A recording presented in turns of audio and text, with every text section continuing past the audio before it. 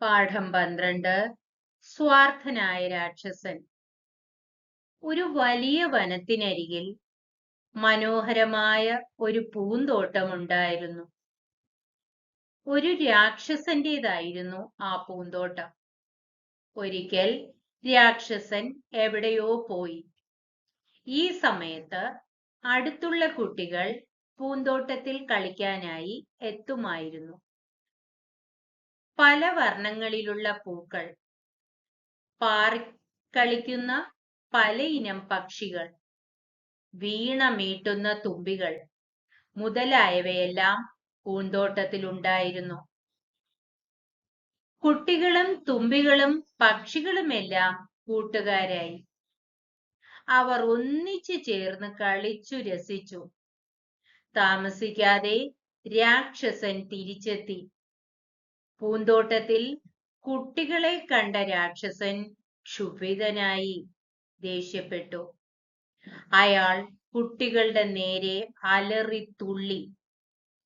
തന്റെ പൂന്തോട്ടത്തിൽ ആരും കടക്കരുതെന്ന് അയാൾ പ്രഖ്യാപിച്ചു. പൂന്തോട്ടത്തിനു ചുറ്റും വേലി കെട്ടി ഒരു ബോർഡും സ്ഥാപിച്ചു. പിറ്റേന്നു മുതൽ പൂന്തോട്ടത്തിൽ പൂക്കളൊന്നും വിടരാതായി.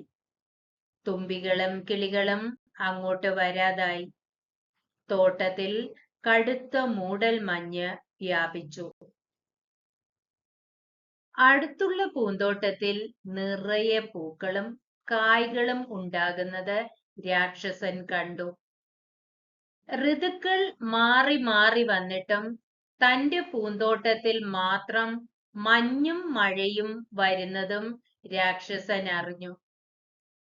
ഒരു ദിവസം രാക്ഷസൻ ഉണർന്നപ്പോൾ കൊതിപ്പിക്കുന്ന സൗരഭ്യം അനുഭവപ്പെട്ടു. അയാൾ നോക്കുമ്പോൾ പൂന്തോട്ടത്തിന്റെ മൂലയിൽ കുറെ കുട്ടികൾ മരങ്ങളിൽ കയറിയിരുന്ന് ആടുകയാണ്. ആ ഭാഗത്തെ ചെടികളെല്ലാം പൂത്തിരിക്കുന്നു. അവിടെ മുഴുവൻ കിളികളും തുമ്പികളും. രാക്ഷസൻ തന്നെത്താൻ ശപിച്ചു. കുട്ടികളും വസന്താഗമവും തമ്മിലുള്ള ബന്ധം അയാൾക്ക് മനസ്സിലായി. അയാൾ ഓടി കുട്ടികളുടെ അരികിലെത്തി. പേടിച്ച് ഓടാൻ തുടങ്ങിയ കുട്ടികളെ എടുത്ത് മരക്കൊമ്പിലിരുത്തി. അത്ഭുതം! മരക്കൊമ്പുകൾ പൂവണിഞ്ഞു. കിളിയും തുമ്പികളും നിറഞ്ഞു. തന്റെ തെറ്റ് മനസ്സിലാക്കിയ രാക്ഷസൻ വേലിക്കെട്ടുകൾ പൊളിച്ചു മാറ്റി. സന്തോഷത്തോടെ കുട്ടികളെ പൂന്തോട്ടത്തിലേക്ക് ക്ഷണിച്ചു. കുട്ടികൾ പൂന്തോട്ടത്തിൽ ഓടിക്കളിച്ചു. രാക്ഷസനും അവരോടൊപ്പം ചേർന്നു. എങ്ങും പൂക്കാലമായി.